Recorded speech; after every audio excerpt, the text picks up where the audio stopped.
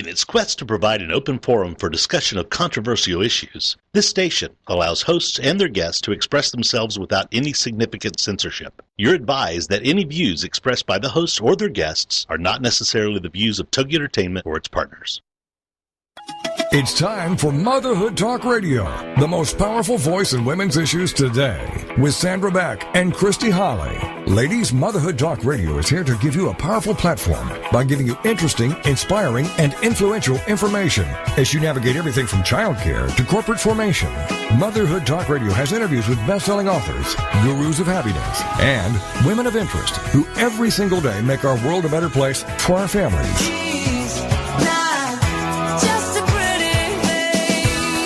Motherhood Talk Radio, powered by Motherhood Incorporated, is on the air now. Moms, this really is your show. Motherhood Talk Radio. And now, here are your hosts, Sandra Beck and Christy Holly. Hey, mamas, this is Sandra Beck, and I'm here with Christy Holly. And Christy, we've got a tough topic today. Yes, we do. We're going to go away from our health and fitness and our silly stuff, and we're going to cover a topic that's in the media a lot. The topic for today is Asperger's syndrome, which is, what did you say, it's a high-functioning, Christy, how'd you explain it? High-functioning autism, I believe, but I'm not an expert. Well, that's why we're bringing an expert on today. That's good. That'd be good for us. Yeah, well, we aren't experts, but yet I hear it in the media all the time. I see it on the news. I have a very good friend. I actually have a couple of friends who have children on the spectrum of autism, and I think you do too. I do. I have a dear friend of mine. Her son was recently diagnosed with Asperger's and a few other things, but, now that we've learned a lot about it, she did a lot of research on the internet, and, she helped get her child diagnosed with that. But now that we know, we can better, help him a little bit better with some of the tools that she's been given. So. Well, and it's one of those things, I know on our radio network here, our TogiNet radio network, Shannon Penrod has the show Everyday Autism Miracles. There's a weekly show alone on autism and different aspects of the spectrum that she covers, but it's one of those things where I hear it a lot. I hear, Bill Gates, Asperger's, you hear that in the media all the time. And, you never know, is it a good thing, is it a bad thing? And then how do we help our kids? And then the other thing that I run into, Christy, and I'm sure you have the same thing, and Shannon Penrod, who's the host of Everyday Autism Miracles, her son Jen has been diagnosed with autism, and that's helped me understand a lot. And she's been really good teaching me how to integrate him at parties, how to do different things in his presence so that, the kids all work together in helping each other because everybody's different. But it seems to be that most places we go, there is a discussion of autism. It comes up at parties. It comes up, and I don't remember ever hearing about this when I was growing up. No, never. Maybe somebody was hyper, or they just weren't. They were labeled as they just weren't disciplined. Right. Those kids, or strange, strange, or that kid's off. Blah. Right. He's different. He's a little weird. Right, but we didn't. No, never. Well, and there wasn't really, it's like in researching the show, I was reading about Hans, I guess Hans from Buffalo. Hans Asperger? Hans Asperger, and who was that child psychologist. I guess, this has been around a long time, but nobody's really put a label on it and had a course of treatment for it. And maybe that's where the confusion lies with me. Maybe. But that's why we're going to bring on Dr. Kevin Hull today, and he's a licensed counselor in the state of Florida, and he has a new book out. He's actually got a couple books coming, and I'm going to turn it right over to Kevin because, Christy, you and I don't know enough about this subject to offer anything of news and notes. I'm not even going to pretend. We're not even going to pretend. Kevin, are you on the line? I am here, Sandra. Oh, well, thank you. Thank you for coming on the show today and answering our questions. Well, thank you for having me. Before we get started, why don't you tell our listeners a little bit about yourself? Well, I live in Lakeland, Florida, and I'm a licensed counselor here. I do have a PhD in professional counseling, and it was about 2001.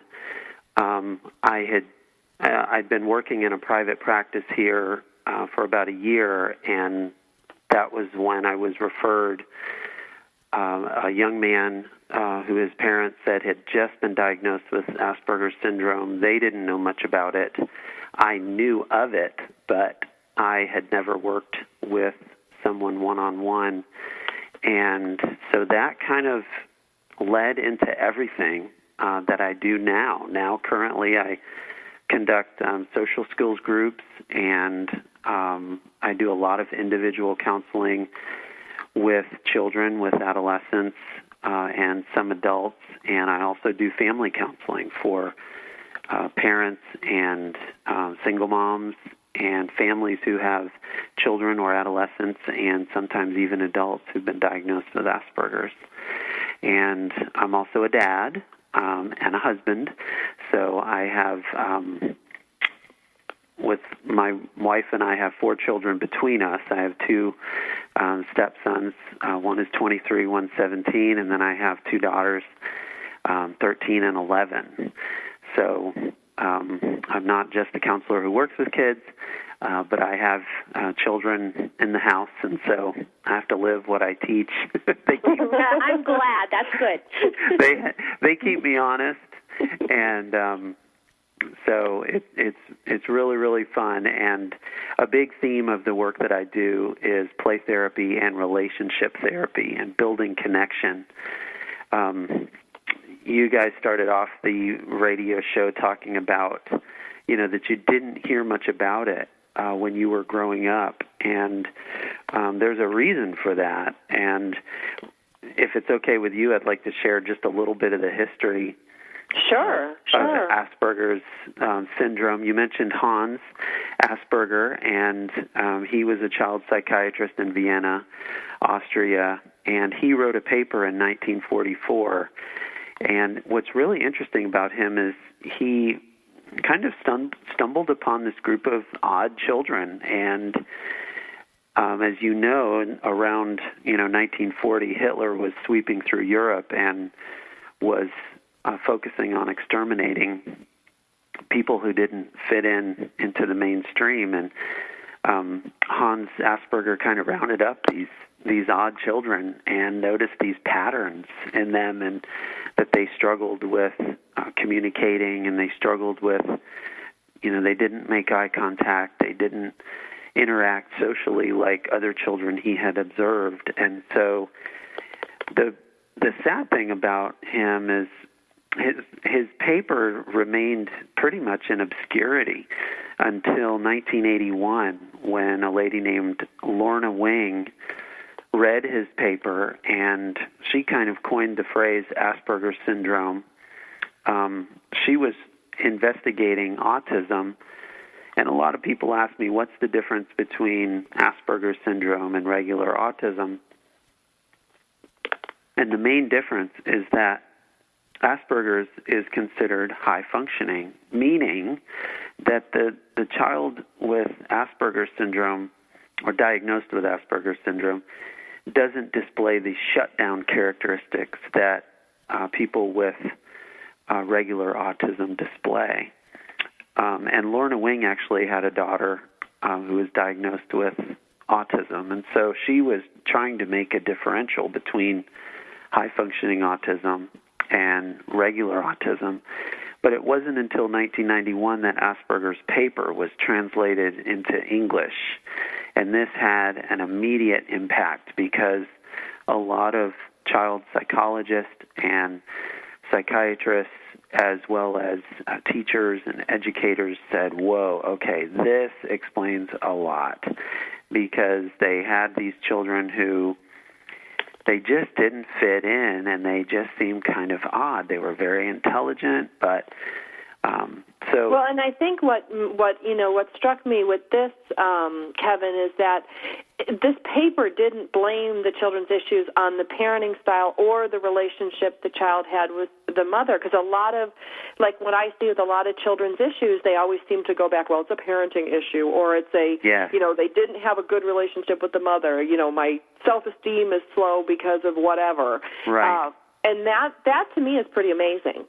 And that's what I love about Hans Asperger, because Leo Kanner, around the same time, wrote a paper on autism, and in it he blamed a cold parenting style of the mother as why these children were like this.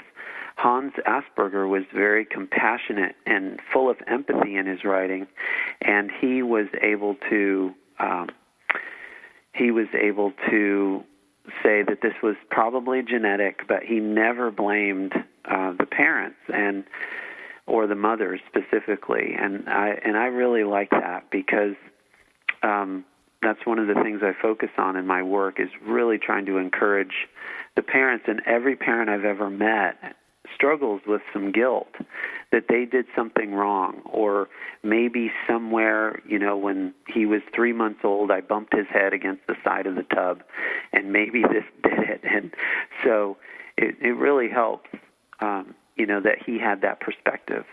Well, and when I think back to what you said about, he got all these children together and noticed that there were certain physical similarities, there were psychological similarities, there were, emotional components. Right there it says there has to be some sort of hereditary component, because not all of these mothers could cause, or fathers could cause this, issue with their children all at the same time, at 3 months, but somebody of authority has to sit down and say these things. And that's one of the reasons, Kevin, that I'm so glad that you've come on the show today, because you're going to clear up a lot of, misconceptions, things Christy and I wonder about. We hear these terms, we hear these words, and we're really excited because as we go later on in the show today, we're going to talk about some of the different play therapy techniques that you use. So, parents that are working with their children, whether they're diagnosed or not, some of these things, they can help every parent be a better parent. Well, my name is Sandra Beck. I'm the host of Motherhood Talk Radio, along with Christy Holly. Our guest today is Dr. Kevin Hull, and he's a licensed counselor in the state of Florida and author of a great book that we're going to promote later on in the show.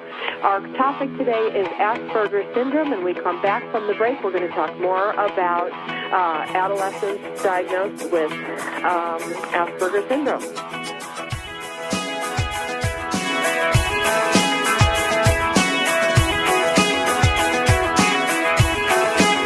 Mom, here's your show, Motherhood Talk Radio, giving you interesting, inspiring, and influential information as you navigate everything from childcare to corporate formation.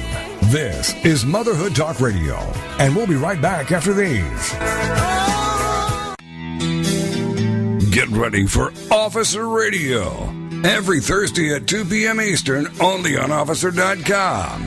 It's powered by the worldwide resources of Officer.com and hosted by editor-in-chief of Officer.com and 30-year law enforcement veteran Frank Borelli. Officer.com is your source for the latest news, trends, and issues facing the law enforcement community, which change almost daily. New regulations, new things to know about that affect all in law enforcement. Join us each week as Officer Borelli and his guests examine, dissect, and discuss the issues facing our industry. Call in live and join the conversation to get your voice heard. For more law enforcement news and more about the show, go to Officer.com. You can even find us on Facebook and Twitter. Then join us live every Thursday afternoon at 2 p.m. Eastern, only on Officer.com.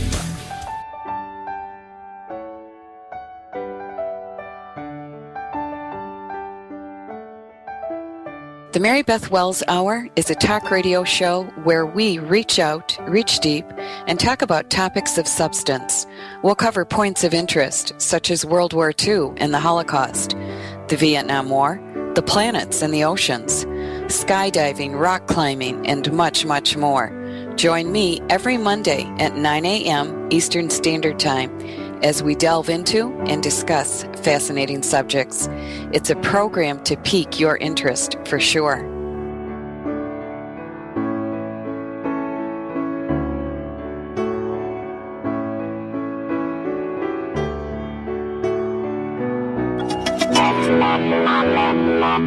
Welcome back to Motherhood Talk Radio, the most powerful voice in women's issues. For more information, check out the website, motherhoodtalkradio.com. Now, let's get back to the show with your hosts, Sandra Beck and Christy Holly. Hey, mamas, this is Sandra Beck, and I'm here with Christy Holly. Christy, I already feel like I know so much more about Asperger's and autism, don't you? Yes, I do, and I can't wait to find out more because I have more questions. Well, I have a couple questions that have come in from our listeners, and I'm just going to throw them right at you, Kevin. Okay, go ahead. Okay, there's a lot of talk in the media that autism or Asperger's high-functioning autism can be cured, like it's some sort of like disease or illness that can just be cured. I would love to know your thoughts on this.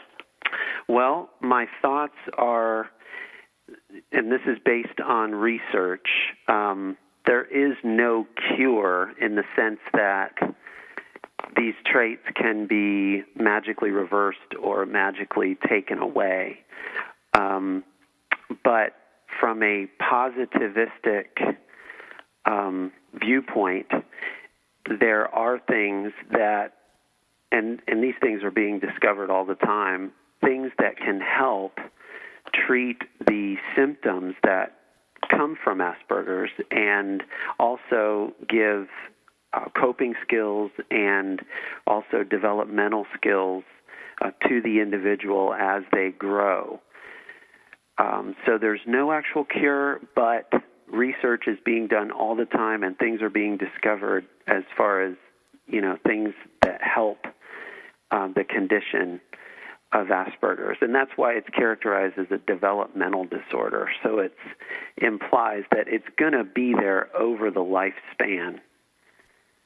Now, that brings me to another question that's been asked about this disorder or this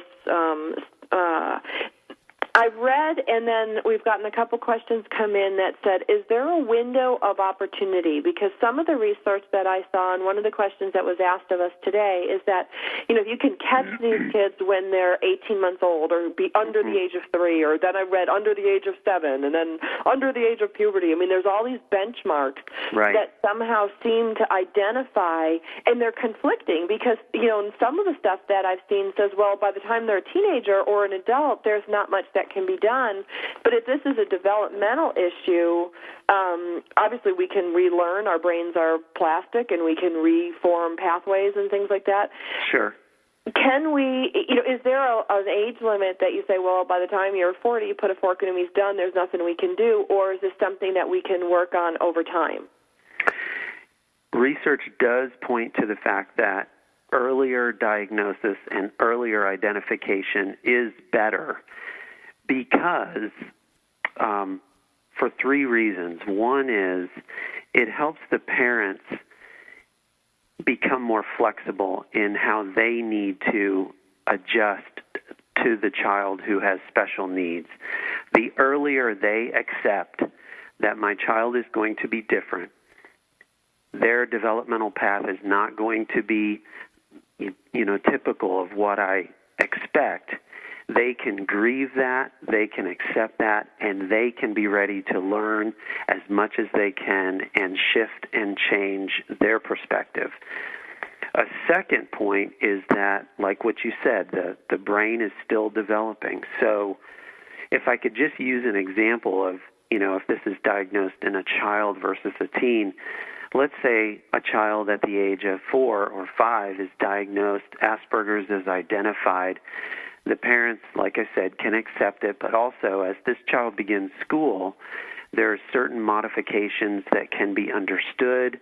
There might be medications that can be prescribed to help with emotional outbursts. There can be a behavioral analyst or a mental health professional who can begin teaching the child to control their outbursts or things like that. The teenager, by the time they're 12, 13, 14, if it goes untreated or no one steps in, they've already gone through probably 5 or 6 years of school of being ostracized. They've been perceived as bad or broken, they already have developed a low self-worth. They begin to see themselves as a throwaway. They hate school, hate social situations. And so that's where that early diagnosis can be really, really helpful, just to begin to prepare that child at an early age how to deal with transitions, how to deal with social situations. And I didn't mention earlier, but that's some of the things that the child diagnosed with Asperger's or the individual diagnosed with Asperger's really struggles with. It's connecting with others and social situations and dealing with transitions. They just have a really tough time with those things. So early diagnosis is definitely the best. Now, I'm going to go off topic a little bit, Kevin. Okay. For most of our listeners who are regular listeners know this, but those who don't, I run a technology company, Motherhood Incorporated, and I work with an awful lot of technical people that when I meet them in person, it's so different. I mean, we have these great chats on, because when you interact with someone on the internet, there's no face-to-face contact. There's nobody cares how your body movement is, or, you make some weird thing. And then, we have these great relationships, and then we meet in person, because I'm one that'll do this too. I forget, oh my God, I have to make eye contact. I've been texting this person for 2 years. Now I have to actually interface as a human being. That is a challenge. But then I look at a lot of these people that, are my friends, and I go, wow, you exhibit all these things. You got poor social skills. You don't make eye contact. I got some weird behavioral things going on. But you're smart as a whip. You're so good at what you do, which makes me think of like Bill Gates going, it's not that Asperger's doesn't necessarily mean you can't do certain things. It just means you need to find the arena in which you can do them well. Is that would you say that's a positive statement? Absolutely, and that is the mantra that I repeat over and over to parents. It's not a disease, and it's not a death sentence. A great many of people throughout history have been inventors and innovators, and the people who, we all know who are technologically savvy may not have the best social connections, but I'm just a firm believer that there is a niche for everybody, and that gives hope to parents. Well, and I think, when I look at the arenas that I work in, Kevin, you and I work in completely different arenas. I see some of these young people coming out in their teens, in their 20s, even in their 30s now, that I come across with on the internet. And these guys rock, man. They have really, really great, it's like, off the computer, I'm kind of a nerdy little geek that doesn't get along with people, but then I go on in this technological realm that doesn't rely on that social aspect that we judge so many people on, and then their gifts can truly shine. So I'm here to say as an advocate for the parents of these kids, don't sell your kids short, because a lot of the people that I see that are creating the great stuff that we have on the internet today are people that fall into that category. Yes, absolutely. And that gives parents a lot of hope. And that's what they need. They need to be able to shift out of this imaginary view of what is normal. And I hate that word because nobody knows what that really means, and see it from a different perspective, and that the truth is all of us are different, and all of us have various struggles that we have to overcome and find our path in the world and find a place where we fit. And so, but however, most of us didn't struggle that much in the social connection realm. These individuals really struggle with that, and because they have a hard time seeing things from another person's perspective, they get shunned or they get rejected early in life, and that's confusing to them.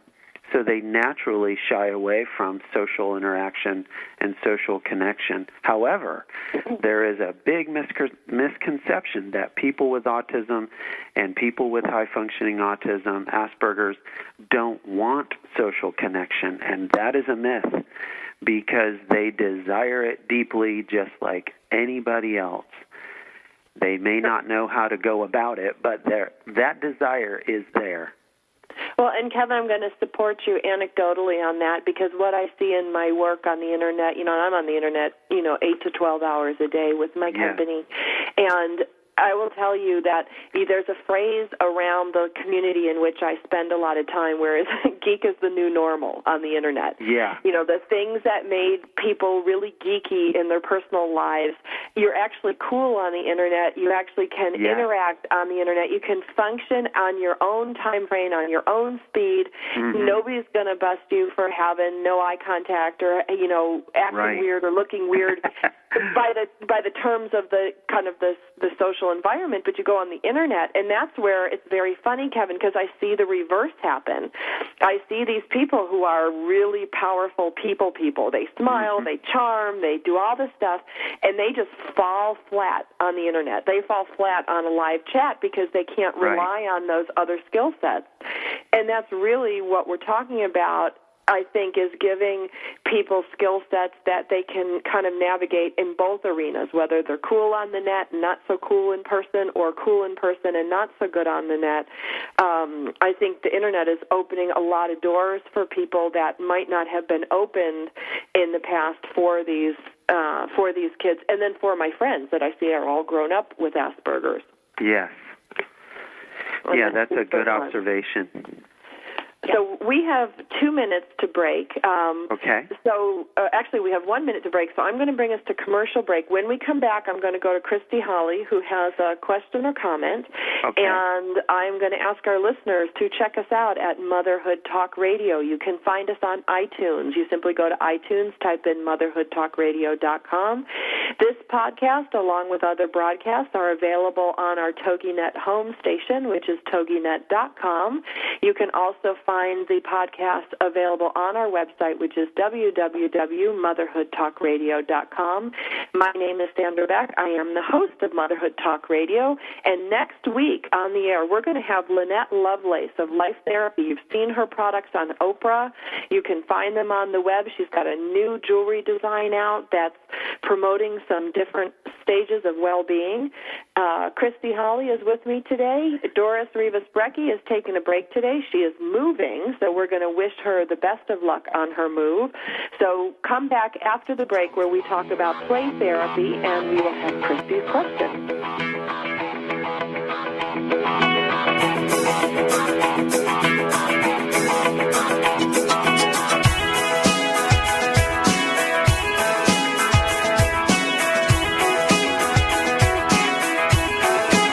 Mom, here's your show, Motherhood Talk Radio, giving you interesting, inspiring, and influential information as you navigate everything from childcare to corporate formation.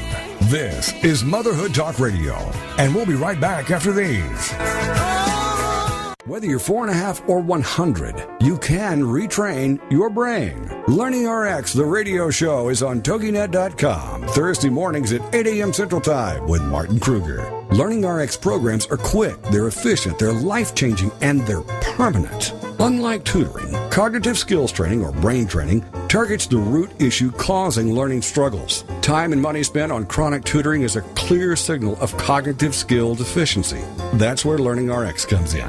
Call today, 903-617-6899. 903-617-6899. Then join us for the show here every Thursday morning at 8 a.m.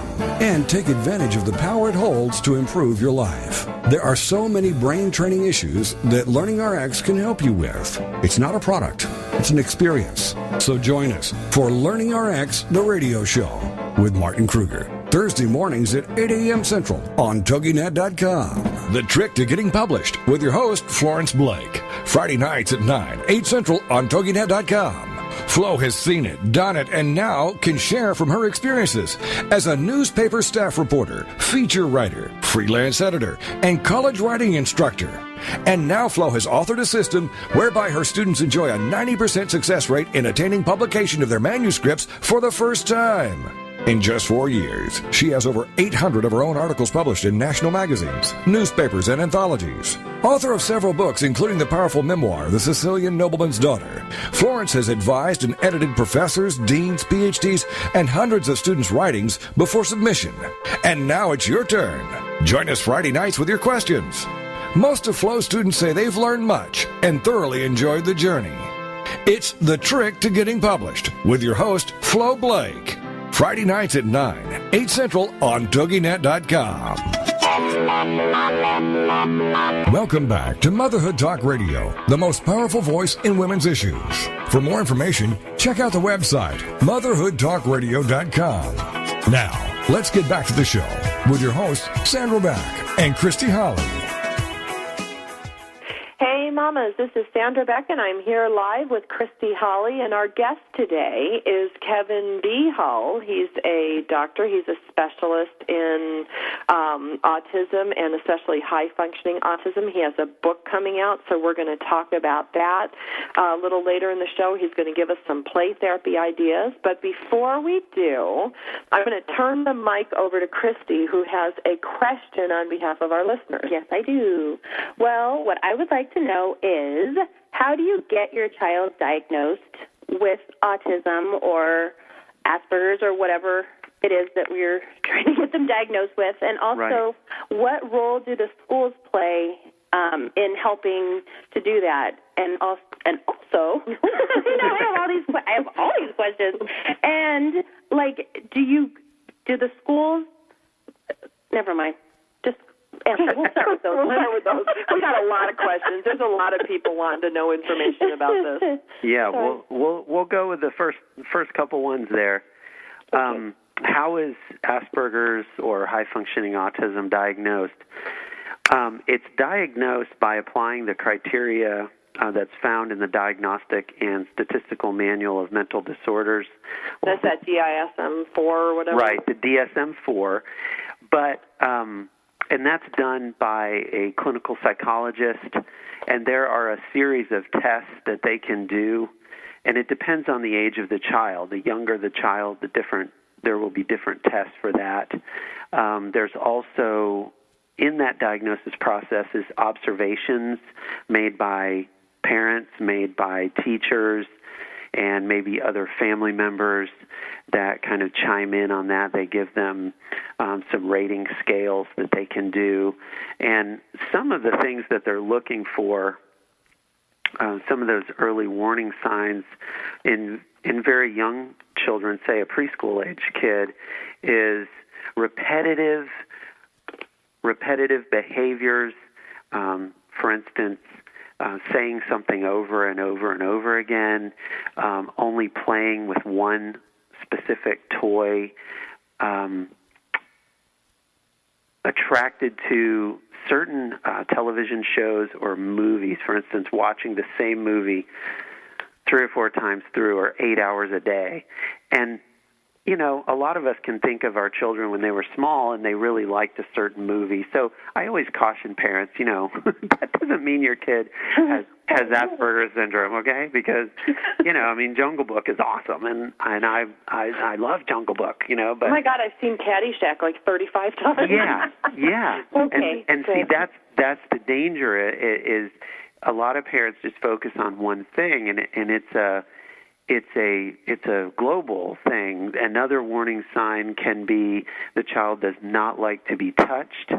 Another warning sign is they're completely inflexible as far as routine. If their routine is disrupted, they melt down as if it's the end of the world. Again, that repetitive nature, they want the same thing. They want that consistency. Yeah, and lining up objects in rows, lining up things in order. And then one of the warning signs that I tell parents about socially is, if you observe your child, say you go to the park, and your child's 3 or 4 or 5, a neurotypical child, which is a child who isn't diagnosed with high-functioning autism or Asperger's, they'll assess the situation, and then they'll enter into the play somehow. These children will just kind of stand there and watch, like they're watching a show. And they won't really join in. They won't connect or communicate with other children. They're just kind of on the outskirts, just sort of watching. And do you see sometimes, like, when they get older, like what I've noticed in some of the ones that are close to me, they get to a point where there'll be a party going on and one will decide to sit in the corner and read a book and completely disconnect from the whole party. Right. And, they're there. They're right, they're physically there. Right, but they're not involved. They're not connected. And so those are some of the signs. Now, Christy asked about the schools. What is really, really neat to me is that, because of this more awareness of high-functioning autism and that, with a few modifications, these children can go to regular school. They can, the intelligence obviously is there, but, a lot of these children do better in smaller class sizes.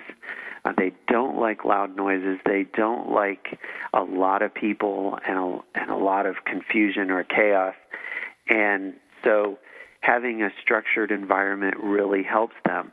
The neat thing is schools are doing more and more, but schools can do a lot more. And this is where people like myself are really passionate about educating teachers and administrators to make more of an effort to include these children.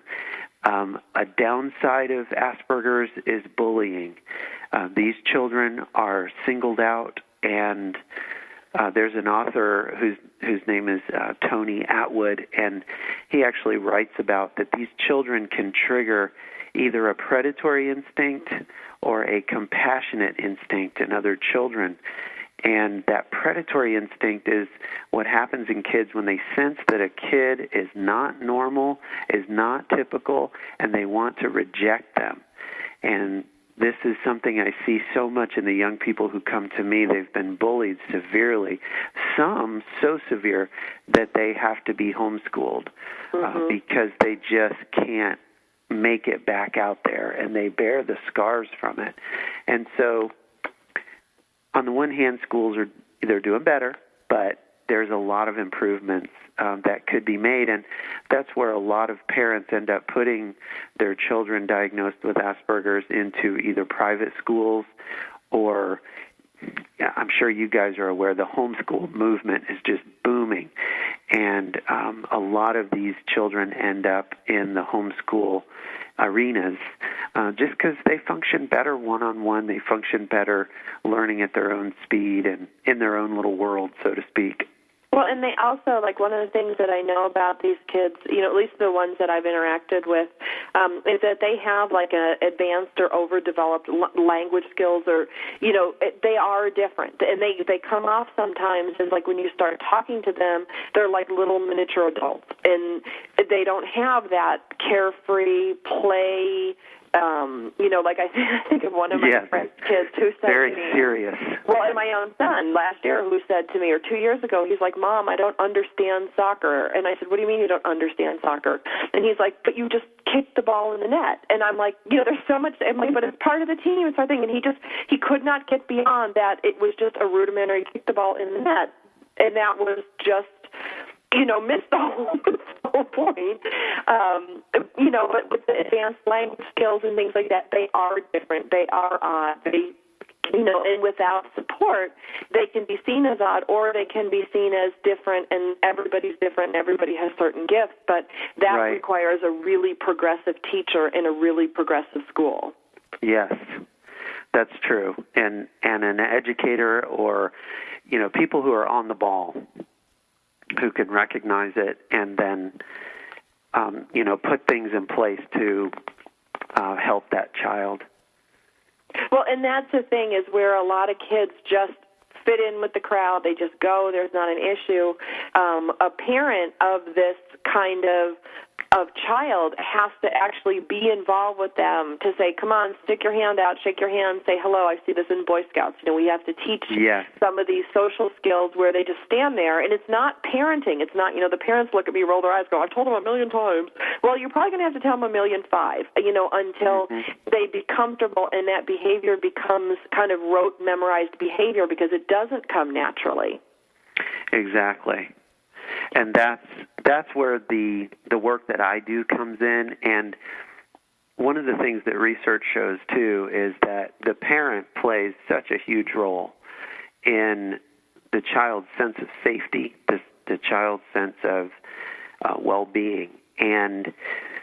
But the difficulty is these children sometimes don't connect like we would think. You know, especially a child who doesn't want to be touched or held.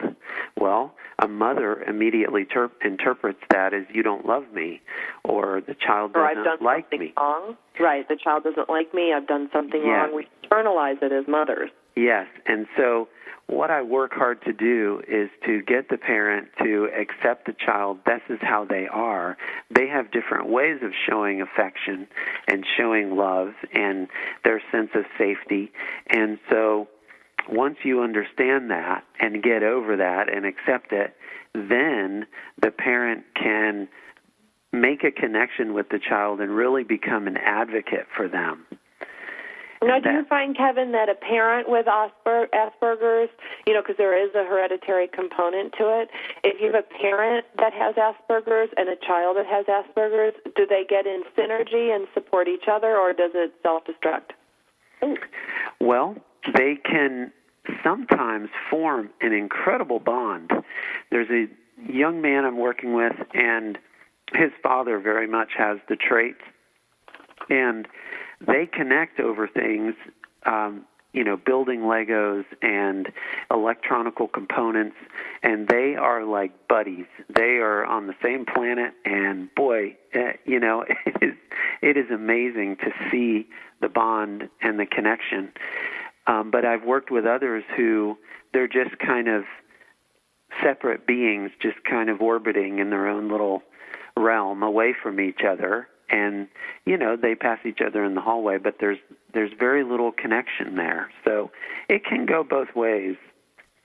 Good to know, good to know. Well, our guest today on Motherhood Talk Radio is Kevin Ho, and he is a licensed counselor from the state of Florida, and he is a specialist in Asperger's syndrome and high-functioning autism. When we come back from break, we're going to talk about some different play therapies and Kevin's book that is coming out. And I also want to talk to you, Kevin, about autism numbers, why they're on the rise. Is it because of diagnosis? Is it because of our chemicals? We hear a lot of things. I'd love to hear your point of view when we come back from the break. Check us out on iTunes. Check us out on Motherhood Talk Radio. For those of you looking for the military component of motherhood, check us out on our sister show on Mondays at 2 p.m. CST, Military Mom Talk Radio. This is Sandra from MotherhoodTalkRadio.com.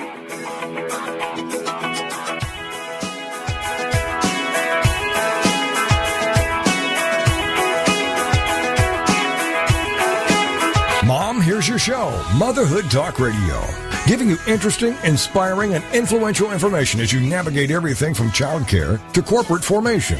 This is Motherhood Talk Radio, and we'll be right back after these. Ladies and gentlemen, it's time for you to be a rock star. Get ready to rock with Rock Talk and Craig Deswald, and learn how to achieve rock star status in your industry. Every Tuesday afternoon at 2, 1 Central on TogiNet.com. Craig Deswald is the creator of the Rockstar System for Success. Craig will share easy tips and strategies on how entrepreneurs and businesses can use outside-the-box marketing strategies to stand out from their competition.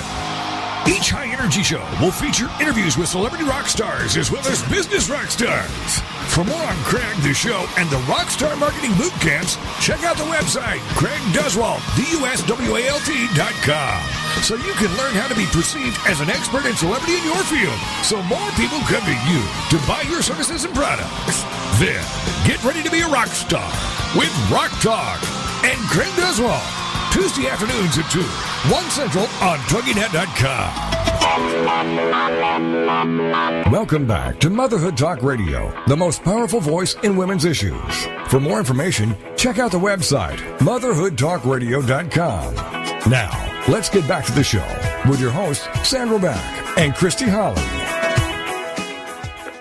Hey, Mom. Mamas. This is Sandra Beck, and I'm here with Christy Hawley and with Kevin B. Hall, Dr. Kevin B. Hall, an autism, Asperger's high-functioning autism specialist. We're going to get right to the point because, gosh, we're almost to the end of the show, and I still have so much to cover. Kevin, I'm going to go to you first and ask you, Christy asked the question. We also got a call-in question. First of all, do IEP programs, individual education plans, the school programs, do the special ed programs offer any advantage to kids with Asperger's? Yes, they do. They can be helpful in providing understanding for the teachers, for the primary educators who are working with that child, so that they understand, that they may be triggered by something in the classroom, they may be distracted by something in the classroom, or sometimes these children have emotional outbursts because they go into fight or flight really quick. And so this can help explain when a young person is getting upset, the educator can either take steps to remove them from the classroom or just give them a sense of safety and security. So those are helpful, yes. Now, I'm only familiar with Florida, the Florida schools. But yes, those are helpful. Okay, we got another question that just came in. This is regarding public programs.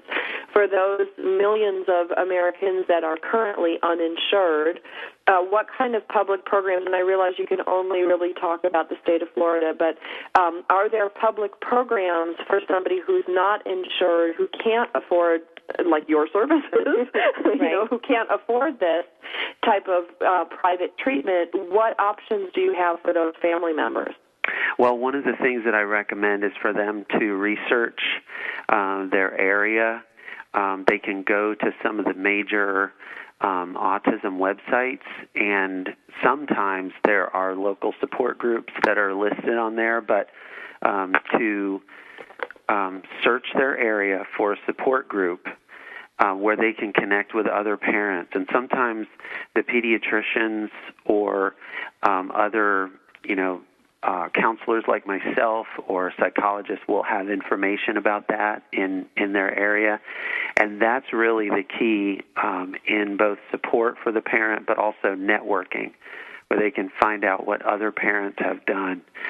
I am so passionate about helping these young people that I will work with a family no matter what, regardless of their ability to pay. I will lower my fee. I will do what I have to do because I'm just so passionate about helping these families and these young people. Well, and they should buy your book. So let's talk about your book, and then we're going to talk about some play therapy techniques. I know we're under the gun here, but let's talk about your book first. Okay. Well, the book that I have that's coming out pretty soon, November 16th. It's 15 days or 20 days. It's entitled Play Therapy and Asperger's Syndrome, Helping Children and Adolescents Connect, Grow, and Heal Through the Art of Play. And that's published by Jason Aronson Publishers. I wrote this book out of my passion to help other counselors and psychologists and educators really learn about Asperger's syndrome and high-functioning autism, and to see play as a way to connect with these children and also help them grow and help them heal and understand themselves. And so this book is kind of geared towards the working professional. However, I've had some people read through it and they say, this is something that I think a parent could pick up and get something out of. It has techniques in there on using video games, board games, activities. There's a section in each chapter on where I talk specifically about play therapy with helping the families. But from this book, because I had so many people say, well, I'm a parent. What would this book work for me? That I immediately started writing one just for parents. And so that book, I don't have a specific date on when it's coming out, but it's entitled Bridge Building, Creating Connection and Relationships Between Parents and Children or Adolescents Diagnosed with Asperger's Syndrome and High-Functioning Autism. And so I don't know. I've got a publisher. It's going to be coming out soon because I have to have the manuscript done by November 30th. You're busy. What are you doing on the radio? I'm under the gun. Yes. So, but that one is going to be coming out within the next year, and that will be specifically for parents, written very simply and just very clearly. Because again, I'm so passionate about helping the parents connect with these amazing individuals. Well, and Kevin, let me, I'm going to go out on a limb here because that's what I do every week, and I'll try not to say anything too stupid, but No, in my opinion, okay, my ill-informed, undiagnosed opinion, if a parent suspects that their child is somewhere on the Asperger's autism high-functioning spectrum, whether the kid's been diagnosed or not, right, play therapy for a family can just bring that family closer together. So there's really no downside. So if you're somebody who doesn't have health insurance, you're somebody who maybe for whatever reason your husband doesn't want you to take your kid. I hear that a lot. He's fine. Right. He's fine. He doesn't need a doctor. But you as a parent go, there's something not wrong with my kid, but different with my kid. I need to find a way to connect with him. I need to get him connecting with his brothers and sisters. I need to get him connecting with his dad.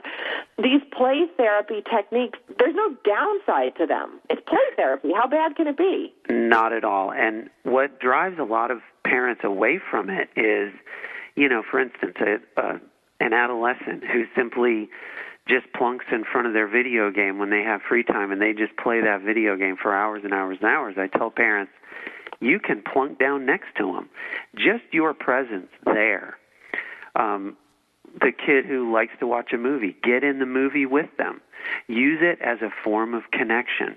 The child who has a repetitive, for instance, Lego, just make yourself available, plunk down on the floor, and that child will tell you what they want you to do and joining in the play. And that's where I have to push parents sometimes because they're like, well, I don't know how. I don't know what to do. It. Yeah, or I'm not really into that. Well, too bad, because you have to shift.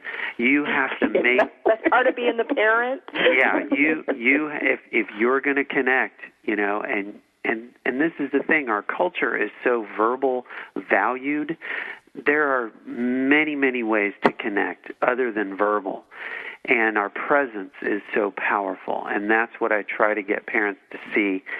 I have a website.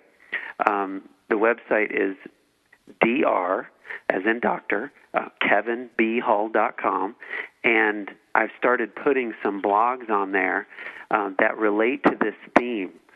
Just things like being patient, just making yourself available, things like that, just to be mindful of connecting. But the parent has to grasp that this is going to be different. This is not going to be a typical connection process. But the first step is just making yourself available. Well, and the thing is, Kevin, what comes to mind, we've had a bunch of shows about, like, mindfulness and, like, I think of, like, dating. It's like, oh, well, you got to meet the person, where they are to see if you like each other, yada, yada, yada. But, you don't take a baby and leave it in a diaper for 43 days because, you just don't do that or you don't like to do that or, you're not connecting with them on that level. You change the baby's diaper because that's what they need. Well, in meeting your kids' needs, you don't have that luxury of going, well, I'll wait till he's 8 years old and can hit a baseball. Then I'll form a connection, or I'll wait till he's 15 and he's interested in automotives because that's what I'm in. And I see that a lot. I see that a lot with parents where they don't meet their kid where they're at. And as the kid grows up, at that point, the kid's going to be like, forget you, Dad, forget you, Mom. What was important to me wasn't important to you. I got that message early on. So for the parents listening today, go out and buy Kevin's book when it comes out. Look for the play therapy book. What was it called, Bridging? Yes, it's called Bridge Building. Bridge building, because whether your kid is high-functioning autism, Asperger's, or just a little bit different and you haven't taken him in to figure out why he's different, meeting your kid where he's at, from what I'm hearing from today's show, to paraphrase for the layman, that's what it's all about, getting together with your child one-on-one and communicating with them, whether it's watching a movie together, playing a video game. You know, for me, it's getting on the Internet with my son and researching Lego after Lego after Lego.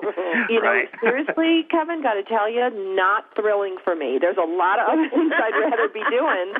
Well, but to see him get so excited over the Black Pirate Lego, Mom, and he can't remember most things, but he will fixate on that November 16th that comes out. Yes. Well, and one thing, you know, these children are very intense. What they love times 1,000. So they can be very exhausting. And what I tell parents is set a timer. Say to your child, okay, I'm going to play with you. Let's play. And, you know, but I only have an hour, or I only have 30 minutes right now. When the timer goes off, then I have to go back to what I was doing before, especially for those single moms out there, single dads, single parents. You know, there's just not enough time in the day. And so that can help also teach the child boundaries and limits, that, oh, okay, there's, you know, something starts and something ends, and that can help them learn transition.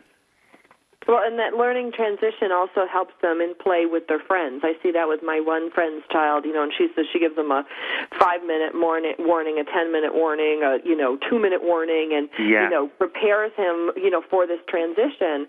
And what I've noticed is now some of his friends are like, hey, so-and-so, we got to leave in 5 minutes. It's amazing how you can teach their peer group and their friends to work with them rather than work against them. Yes, very true. So, Kevin, we've got about a minute till the show ends. If you had one piece of advice that you would leave our listeners with today about your field of interest, what would it be? It would be one for the parents out there who either have a child diagnosed or suspect it. Don't panic. Don't fear. There is nothing to fear, and all of us as parents are on a journey of doing the best we can to connect with our kids and provide for their needs. And I encourage parents every day that you're stronger than you think you are, and you're smarter than you think you are. Wow. I'm like, oh, that's a hard one to top. Well, my name is Sandra Beck. I am the host of Motherhood Talk Radio, along with Christy Holly. Our guest today has been Dr. Kevin B. Hull. You can check him out on the Internet. He's got a book coming out in the future, Bridging. He's got a book coming out in November. For those of you who suspect that your son or daughter struggles with some of these high-functioning autism issues, get together with them on their level, play with them, play Legos, play video games, connect with your child. Next week, we're going to have Lynette Lovelace coming on. She's from Life Therapy. It's a great product line. You've seen it on Oprah. Tune in with us again next week.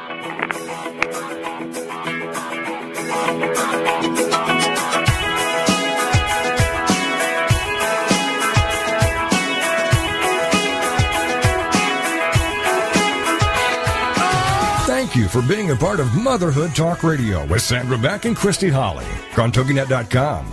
Join us every Tuesday as we give